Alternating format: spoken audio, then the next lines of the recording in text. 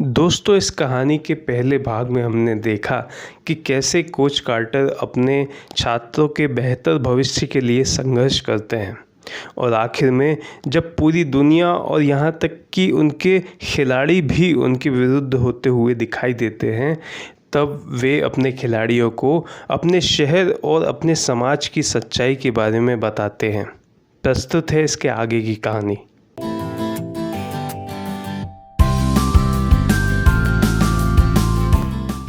Media की सरगर्मियां बढ़ती हैं, पेरेंट्स का दबाव भी बढ़ता है, पर खिलाड़ियों का साथ कोच को मिल जाता है। खिलाड़ी पढ़ाई में अपना ध्यान लगाते हैं, वे कड़ी मेहनत करते हैं। मीडिया में उनके इस कदम की तारीफ होती है, पर लोगों के एक वर्ग में उनका विरोध बढ़ता चला जाता है और उन पर हमला तक होता है। यह देखकर कोच कुछ निराश होते हैं। इसी बीच टीमो अपने भाई के साथ वापस अपराध की दुनिया में चला जाता है और एक दिन अचानक टीमो के भाई को कोई बीच सड़क पर शूट कर देता है। अपने भाई का ये हश्र देखकर टीमो बुरी तरह डर जाता है और हताशा में टीमो सीधे कोच के घर पहुंचता है। वह कहता है कि मैं वापस आना चाहता हूं। टीमो की हालत देखकर कोच उसे सहारा देते हैं और कोच की छाती से लगकर टीमो फूट फूट कर रोने लगता है। पेरेंट्स के दबाव में स्कूल प्रशासन इस मामले की सुनवाई शुरू करता है।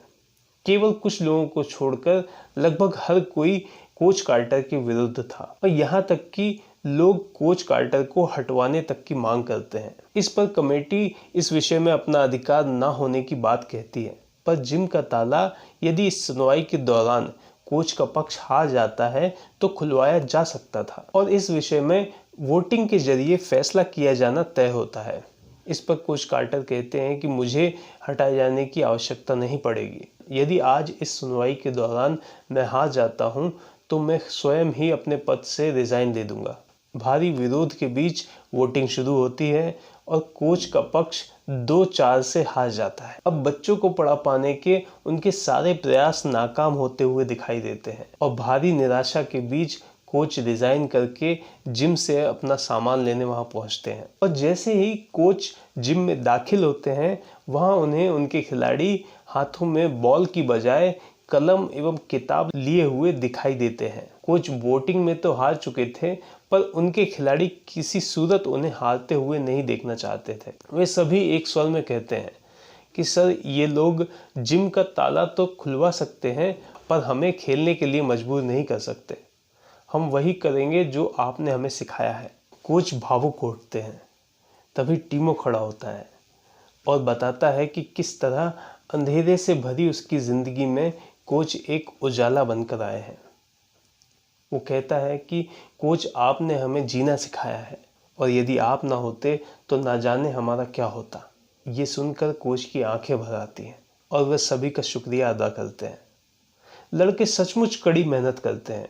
धीरे धीरे सभी में इम्प्रूवमेंट दिखाई देने लगता है और जल्द ही एग्ज़ाम का रिजल्ट आता है। सभी की मेहनत रंग लाती है और परिणाम उनकी उम्मीदों से कहीं बेहतर निकल कर आते हैं। कोच बहुत खुश होते हैं और कहते हैं कि इसे सेलिब्रेट करने का एक ही तरीका है, लेट्स प्ले बास्केटबॉल। और रिचमंड की जीत का सिलसिला एक बार फिर चल पड़ता है। कई मैचेस बैक टू बैक जीतने के बाद वह दिन भी आता है जब रिचमंड के लिए सबसे बड़ा मुकाबला होने वाला था, जो कि तय होता है present state champion Saint Francis के साथ। वो टीम जो पूरे सेशन में अनडिफीटेड रही थी, अपने से कहीं बेहतर और हर बार की चैंपियन एक दूसरी अनडिफीटेड टीम के साथ लोहा लेने जा रही थी। मुकाबला रोमांचक होने वाला था। गलती की कहीं कोई गुंजाइश ही नहीं थी। हर मीडिया पोर्टल के साथ पूरे रिचमंड शहर की नजरें इस मुकाबले पर थी और खेल शुरू होता है। शुरुआत में तो रिचमंड की टीम अच्छा प्रदर्शन करती है, पर जैसे जैसे सेंट फ्रांसिस की टीम गति पकड़ना शुरू करती है, मैच में उनका पलड़ा भारी होने लगता है। अपने अनुभव और आत्मविश्वास का फायदा सेंट फ्रांसिस को मिलता है और एक के बाद एक बास्केट के साथ मैच पर उनकी पकड़ मजबूत होती चली जाती है। सेकेंड क्वार्टर का गेम समाप्त होता है और अब तक रिचमंड हाई स्कूल की टीम सेंट फ्रांसिस की टीम से काफ़ी पिछड़ चुकी थी। ऐसे में कोच अपने खिलाड़ियों को समन करते हैं और एक बार फिर उनमें आत्मविश्वास भरने का काम करते हैं। वे खिलाड़ियों को बताते हैं कि किस तरह अपनी स्ट्रेटजी के साथ खेलना ज़्यादा ज़रूरी है, ना कि दूसरों की रणनीति में फंसकर समय गंवाना। हर एक खिलाड़ी से हो रही गलती को वे पॉइंट आउट करते हैं और रिचमंड की टीम एक बार फिर मैदान में उतरती है। खिलाड़ी अपना जी जान लगा देते हैं और पॉइंट्स का अंतर कम होने लगता है। खिलाड़ियों में ज़बरदस्त अनुशासन देखने को मिलता है और मैच की गति के साथ साथ रिचमंड के पॉइंट भी बढ़ने लगते हैं और थोड़े ही समय में दोनों टीमें लगभग बराबरी पर आकर खड़ी हो जाती हैं। और मैच के अंतिम 20 सेकंड में जब दोनों टीमें पॉइंट्स में लगभग बराबरी पर खड़ी हुई थीं, तब दोनों में कांटे का मुकाबला देखने को मिलता है। रिचमंड की टीम अभी भी सेंट फ्रांसिस की टीम को टक्कर दे रही थी, पर आखिरी सेकंड में सेंट फ्रांसिस की टीम के विंगमैन द्वारा की गई आखिरी बास्केट सेंट फ्रांसिस को जीत दिला देती है और इस तरह एक अति रोमांचक मुकाबले के बाद खेल का अंत होता है। बहुत समय के बाद और बहुत प्रयासों के बावजूद हुई इस हार से खिलाड़ी थोड़े निराश होते हैं। ऐसे में कोच उनके पास पहुंचते हैं। वे उन्हें बताते हैं कि खेल में हुई एक हार उनका भविष्य निर्धारित नहीं कर सकती है। हाँ, एक ट्रॉफी तुम्हारे हाथ से ज़रूर निकल गई है, पर इस दौरान तुमने जो सीखा है उसे सीखने में लोग अपनी ज़िंदगी लगा देते हैं। जो चीज़ तुमने हासिल की है वह है जीत। जीत अपने आप पर, जो तुमसे कोई कभी नहीं छीन सकता है। और इसलिए तुम सभी चैंपियंस हो और मुझे तुम सभी पर गर्व है। कोच की ये बातें सुनकर खिलाड़ियों का उत्साह लौटने लगता है और कोच के द्वारा की गई इस प्रशंसा को सुनकर खिलाड़ियों को अपनी सच्ची जीत का एहसास होता है। इस तरह ये कहानी समाप्त होती है और अंत में हमें पता चलता है कि इस टीम के सभी खिलाड़ी अपना स्कूल कंप्लीट करते हैं।